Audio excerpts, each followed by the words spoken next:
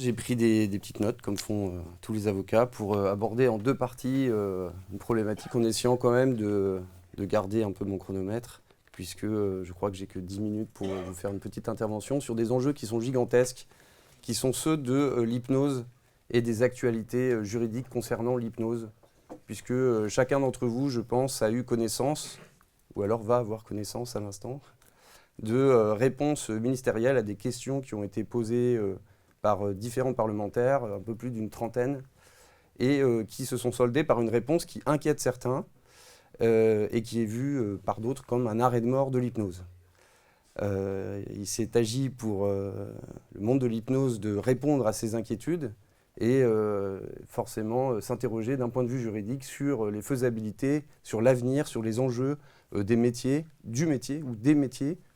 Il vous appartiendra à vous de définir d'ailleurs quelle est votre situation professionnelle exacte, d'ailleurs de s'interroger sur votre propre identité de l'hypnose compte tenu du cadre juridique et des actualités récentes.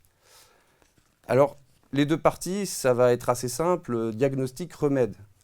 Diagnostic-remède, et les mots ont une importance, les mots gagnent des guerres, et ces mots ont une importance, et je crois que c'est la seule chose qu'il va falloir retenir de cette intervention. Je sais bien qu'en général, on retient une ou deux idées d'une intervention.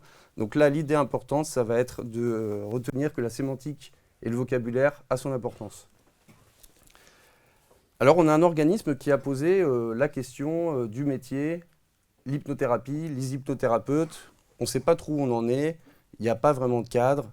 On voudrait que ce soit reconnu et on voudrait qu'il y ait une certification qui permette d'avoir une reconnaissance des diplômes qui sont décernés par les différentes écoles, un diplôme officiel reconnu par l'État d'hypnothérapeute.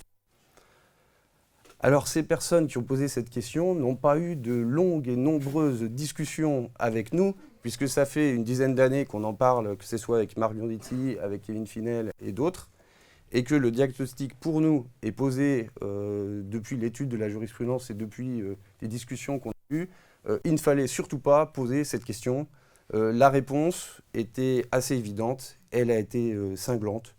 Je peux vous la lire dans le texte.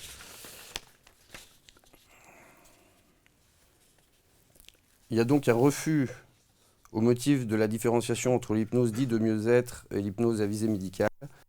L'usage du terme hypnothérapeute peut laisser à penser pour le public la réalisation d'un diagnostic et la mise en œuvre d'un protocole de soins propre au corps médical.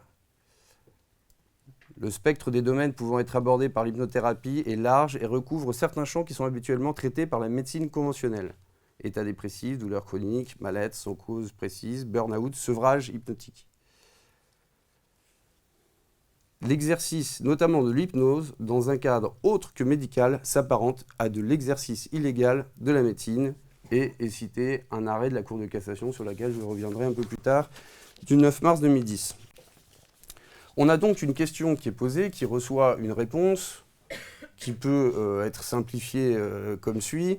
L'hypnose en dehors de la médecine est illégale, n'a pas sa place.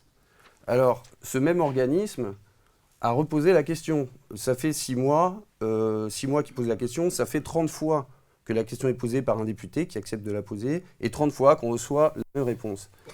Ce qui nous met dans une situation un peu embarrassante et menaçante sur la pratique de l'hypnose. Alors je vais aborder avec vous cet arrêt de la chambre criminelle de la Cour de cassation parce que je suis pour ma part pas tout à fait en accord avec l'interprétation du ministre, mais je suis avocat, il est ministre. Ça donne quand même une tendance sur les forces de tension et les enjeux. Je pense que les juridictions lui donneraient tort, mais cela montre quand même qu'il y a un mouvement qui, disons, est plutôt hostile à une pratique hors médicale. Raison pour laquelle, je le répète, la sémantique, le vocabulaire a son importance dans la pratique et dans la manière dont le métier devra se définir. Alors cet arrêt du 9 mars 2010 de la Chambre criminelle est assez intéressant et nous dit en réalité ce que je viens de vous dire, le vocabulaire a son importance, et il définit la pratique de l'hypnothérapie comme étant l'emploi de la suggestion à des fins curatives qui constitue un procédé de guérison réservé par la loi aux seuls médecins. Ce qui est important là-dedans, c'est qu'il faut retenir que ce n'est pas l'hypnose qui s'apparente à un exercice illégal de la médecine, mais l'hypnose a des fins curatives, à des fins de soigner. Donc lorsqu'on se présente dans son quotidien, sur son site internet, dans ses mails, ou même dans des conversations, comme étant une personne qui donne des consultations à des patients, qui va les aider à guérir, qui va diagnostiquer, qui vont faire une anamnèse. Enfin, la multiplication de ce vocabulaire qui a des connotations médicales nuit à toute la profession. Et ça fait plus de 10 ans qu'on le dit. Je me souviens même d'une conférence qu'on avait fait en 2011, où j'avais pris l'exemple d'un arrêt de la Cour d'appel de Limoges, qui est encore plus explicite que celui de la Cour de cassation, et qui, je crois, résume, je vais finir la première partie sur le diagnostic par cet arrêt, qui résume pour moi la situation juridique de l'hypnose en France aujourd'hui. Il nous dit trois choses essentielles.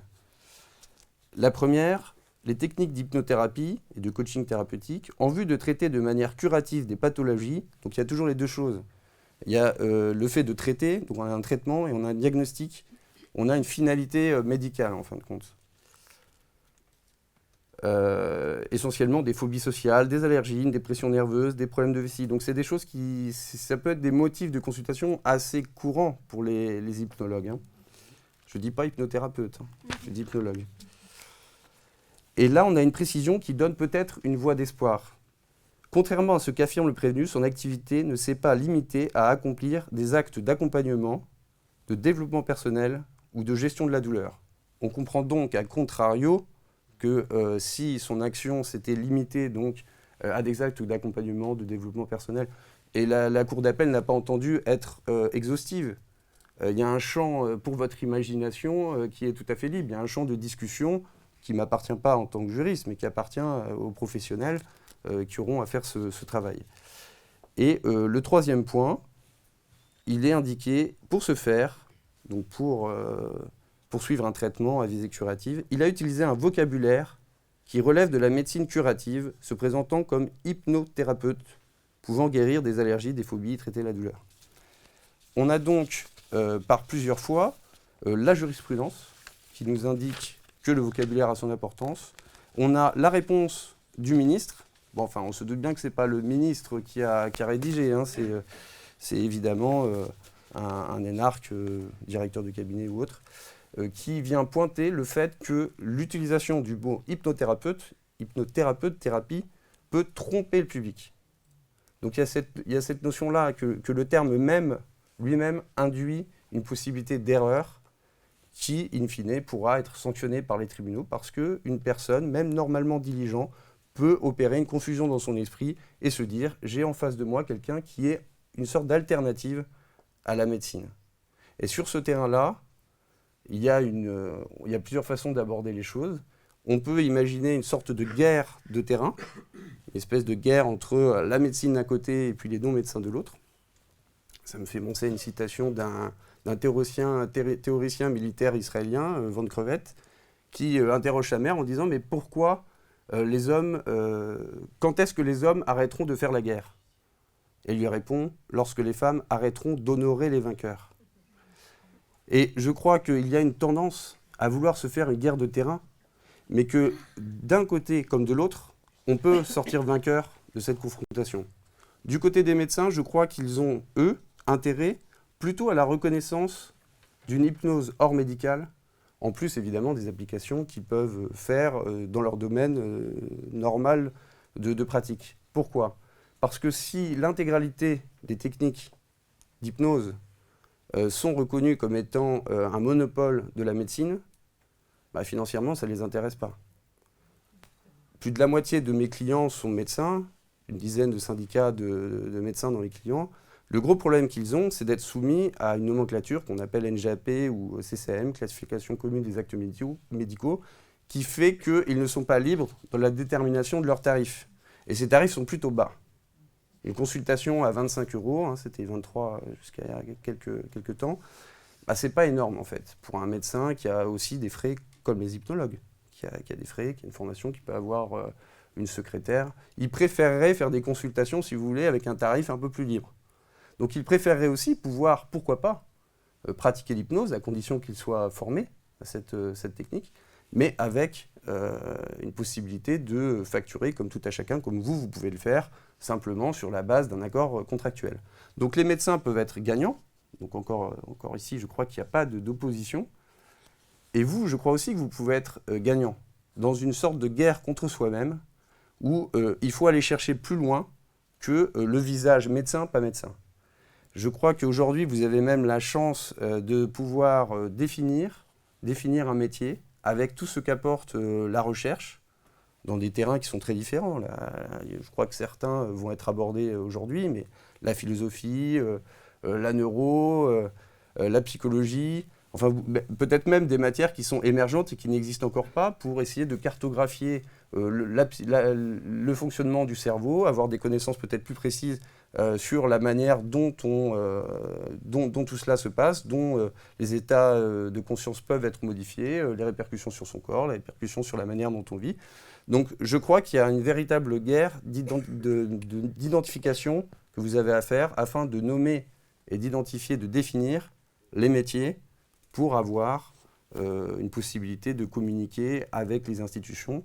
C'est d'ailleurs le but d'un syndicat ou d'un groupement, peu importe, qui a pour objet de défendre les intérêts collectifs d'une profession qui va voir mûrir la profession, parce que je crois qu'on est dans une évolution et qu'on est peut-être au tout début, et qui aura la possibilité d'être aussi un interlocuteur avec les institutions afin que vous puissiez avoir, vous, in fine, un statut protecteur défini avec une RCP, responsabilité civile professionnelle. C'est quand même normal, dans la plupart des métiers, c'est obligatoire. Et pas toujours, mais c'est recommandé, avec une manière de séparer, disons, les interactions que vous pouvez avoir et peut-être avoir des relations plus détendues avec le monde médical plutôt que d'être en confrontation. Et donc, c'est, je crois, là-dessus qu'il faut finir, sur une citation de Napoléon. Si c'est possible, c'est fait. Si c'est impossible, cela se fera.